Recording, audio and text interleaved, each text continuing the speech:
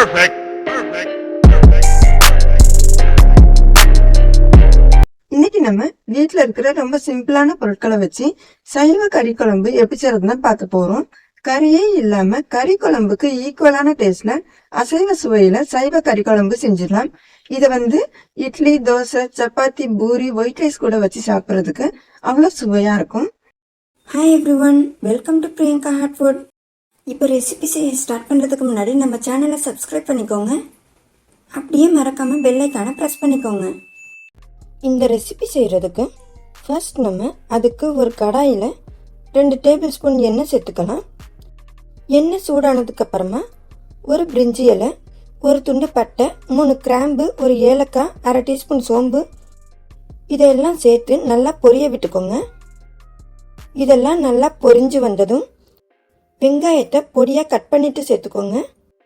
நான் ஒரு பெரிய சைஸ் வெங்காயம் எடுத்திருந்தேன், அதை சேர்த்துக்கிறேன்.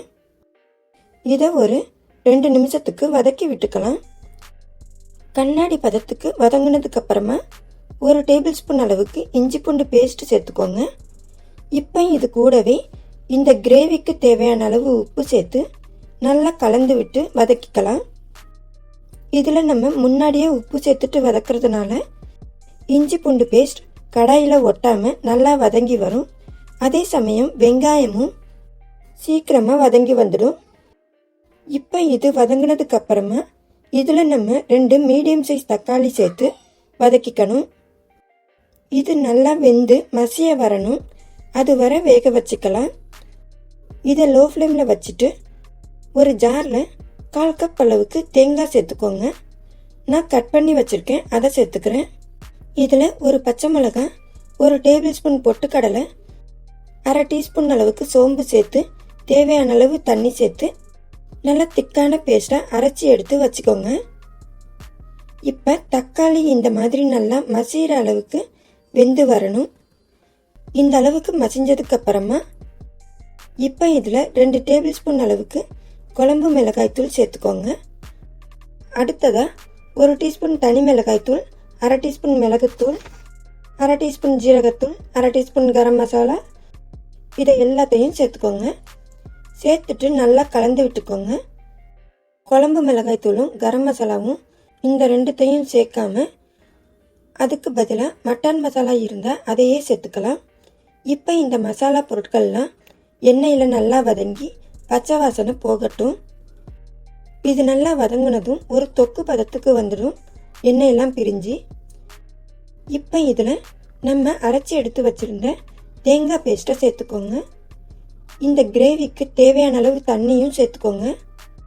நான் ஒரு கப் அளவுக்கு சேர்த்துருக்கேன்.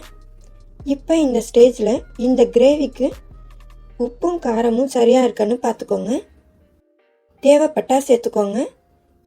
இப்போ இதை லோ ஃப்ளேமில் கொதிக்க வைங்க. இந்த கிரேவியிலேருந்து நம்ம சேர்த்துருக்கிற எண்ணெயெல்லாம் பிரிஞ்சு வரணும், அது வரைக்கும் இது கொதிச்சிட்ருக்கட்டும். அதுக்குள்ளே நம்ம இந்த கிரேவிக்கு தேவையான சைவ கறியை செஞ்சு எடுத்துகிட்டு வந்துடலாம். அதுக்கு ஒரு பாத்திரத்தில் நல்லா கொதிக்கிற சுடு தண்ணியை எடுத்து வச்சுருக்கேன். அது நல்லா சூடாக இருக்கணும். இப்போ இதில் சோயா சங்க் சேர்த்துக்கோங்க. இது 1 கப் அளவுக்கு சேர்த்துருக்கேன். தண்ணியில் சேர்த்ததுக்கப்புறமா நல்லா டிப் பண்ணி விடுங்க. இப்போ இதை 5 நிமிஷத்துக்கு மூடி வச்சுட்டு சோயா சங்க் நல்லா வெந்து வரட்டும். அதுக்குள்ளே வேறு ஒரு கப்பில் பச்சை பட்டாணி சேர்த்துக்கலாம். இது 1/2 கப் அளவுக்கு இருக்கும். இப்போ இதை நல்லா கழுவிட்டு எடுத்துக்கோங்க. மறுபடியும் இதில் தண்ணி சேர்த்து ஒரு 2 மணி நேரத்துக்கு ஊற வச்சுட்டு எடுத்துக்கலாம். 2 மணி நேரத்துலேயே நல்லா ஊறி வந்துடும். இந்த மாதிரி ஊறினதுக்கப்புறம் இதில் இருக்கிற தண்ணியை வடிச்சிட்டு எடுத்து வச்சுக்கலாம். இப்போ 5 நிமிஷத்துக்கு அப்புறமா இந்த சோயா சங்க் நல்லா வெந்ததுக்கப்புறமா இதில் இருக்கிற தண்ணியெல்லாம் வடிச்சிட்டு எடுத்துக்கலாம். 5 நிமிஷத்துக்கு மேலே இதை அதிக நேரம் வேக விட்டுறாதீங்க. இப்போ இதில் இன்னும் தண்ணி பதம் இருக்கும். அதனால் நம்ம கையாலேயே இந்த மாதிரி எல்லா சோயா சங்கையும் ஃபில்டர் பண்ணிவிட்டு எடுத்துக்கணும். இதில் தண்ணி கொஞ்சம் கூட இல்லாமல் இந்த மாதிரி ட்ரையாக எடுத்து வச்சுக்கோங்க. தண்ணி பதம் இல்லாமல் இந்த மாதிரி எடுத்ததுக்கு அப்புறமா ஒரு ஜாரில் நம்ம ஊற வச்ச பச்சை பட்டாணியை சேர்த்துக்கோங்க. இது கூடவே வேக வச்சு ஃபில்டர் பண்ண சோயா சங்கையும் இதிலேயே சேர்த்துட்டு ஒரு பல்ஸ் விட்டு நல்லா கொரக்கொரப்பாகவே அரைச்சிட்டு எடுத்துக்கணும். பாருங்க, இந்த மாதிரி கொரக்கொரப்பா 1-2 தான் இருக்கணும். நைஸாக அரைச்சிடாதீங்க. இப்போ இதை வேற ஒரு பவுலில் மாற்றிட்டு இதில் மிளகாத்தூள் 1/2 டீஸ்பூன், கொஞ்சமாக மஞ்சள் தூள், 1/2 டீஸ்பூன் கரம் மசாலா, 1/2 டீஸ்பூன் உப்பும் சேர்த்துக்கோங்க. சோயா சங்க் பட்டாணியோட இந்த மாதிரி நல்லா கலந்து விட்டுக்கலாம். இதில் இன்னும் கூடுதலாக வாசனைக்கு தேவைப்பட்ட 1/2 டீஸ்பூன் இஞ்சி பூண்டு பேஸ்ட் சேர்த்துக்கோங்க. நான் சேர்க்கலை. நல்லா கலந்ததுக்கப்புறமா 2-3 டேபிள் ஸ்பூன் அளவுக்கு கடலை மாவு சேர்த்துட்டு ஜென்டிலாக கலந்து விட்டுக்கோங்க.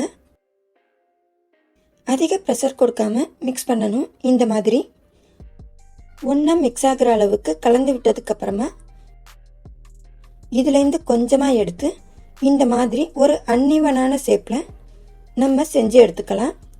கட் பண்ண கறி துண்டுகள் அன்இவனான ஷேப்பில் தானே இருக்கும். அதே மாதிரியே செஞ்சு எடுத்துக்கலாம். நம்ம பார்க்குறதுக்கு அப்படியே மட்டன் பீசஸ் போலவே இருக்கும். இதே மாதிரி எல்லாத்தையும் செஞ்சுட்டு எடுத்துக்கலாம். இதை வேக வச்சு தான் எடுத்துக்க போகிறோம். அதுக்கு நீங்கள் இட்லி தட்டு இல்லை ஒரு பிளேட்டில் எடுத்து வச்சுக்கோங்க. பிளேட்டில் வேக வைக்கிறீங்கன்னா லைட்டாக எண்ணெய் தடவிக்கோங்க. நான் இதில் தான் வேக வைக்க போகிறேன். அதனால் எண்ணெயெல்லாம் தடவலை. இந்த மாதிரி எல்லா பீசஸையுமே ஷேப் செஞ்சு அடுக்கி வச்சுக்கலாம். இப்போ இதை வேக வைக்கிறதுக்கு ஒரு பாத்திரத்தில் தண்ணி கொதிக்க வச்சுட்டு அதுக்கு மேலே இதை வேக வச்சுக்கலாம். இதை ஹை ஃப்ளேமில் மூடி வச்சுட்டு ஒரு 10 நிமிஷத்துக்கு நல்லா வேக வச்சுக்கிறேன். இதை நம்ம இட்லி வேக வைக்கிற மாதிரியே தான் வேக வச்சுக்கிறோம். இப்போ நல்லா வெந்ததுக்கப்புறமா பாருங்கள், இப்படி தான் இருக்கணும். இது அப்படியே மட்டன் பீசஸ் போலவே இருக்கும் பார்க்குறதுக்கு. இப்போ இதை கொதிக்க வச்சிருக்கிற கிரேவியில் சேர்த்துக்கணும். நம்ம கொதிக்க வச்ச கிரேவி திக்காகி எண்ணெயெல்லாம் பிரிஞ்சு வந்திருக்கு. இதில் நம்ம இப்போ சைவ கறி துண்டுகளை சேர்த்துக்கலாம். இதை நீங்கள் எண்ணெயில் பொரிச்சிட்டு கிரேவியில் சேர்த்துக்கலாம். அப்படி இல்லைன்னா இந்த மாதிரி வேக வச்சுட்டும் எடுத்துக்கலாம். ஹை ஃப்ளேமில் வச்சு 5 நிமிஷத்துக்கு இந்த பீசஸ்லாம் அந்த கிரேவியை அப்சர்வ் பண்ணிவிட்டு நல்லா குக்காகி வரணும். அப்போ தான் நல்லா டேஸ்ட்டாக இருக்கும். இப்போ பாருங்கள், ஃப்ளேம் ஆஃப் பண்ணிவிட்டு இதில் கொஞ்சமாக கொத்தமல்லி இலைகளை தூவி விட்டுக்கலாம். அவ்வளோதான், நம்மளோட சூப்பரான சைவ கறி குழம்பு ரொம்ப சுவையாக செஞ்சிட்டோம். இது அப்படியே பார்க்குறதுக்கு எக்ஸாக்டாக மட்டன் குழம்பு மாதிரியே இருக்கும். சாப்பிட்றதுக்கும் நான்வெஜ் கறி குழம்பு மாதிரியே இருக்கும். இதோட டெக்ஸ்சர் கூட அதே மாதிரியே இருக்கும். கண்டிப்பாக நீங்களும் இந்த சைவ கறி குழம்பு செஞ்சு பார்த்துட்டு உங்களுக்கு எப்படி வந்துச்சுன்னு மறக்காமல் கீழே கமெண்ட் பண்ணுங்கள். டேஸ்ட் எப்படி இருந்துச்சுன்னு சொல்லுங்கள். இந்த சைவ கறி குழம்பு உங்களுக்கு பிடிச்சிருந்தா இந்த வீடியோக்கு லைக் பண்ணுங்க. நம்ம சேனல் பிரியங்கா சப்ஸ்கிரைப் பண்ணுங்க. Thank you, by.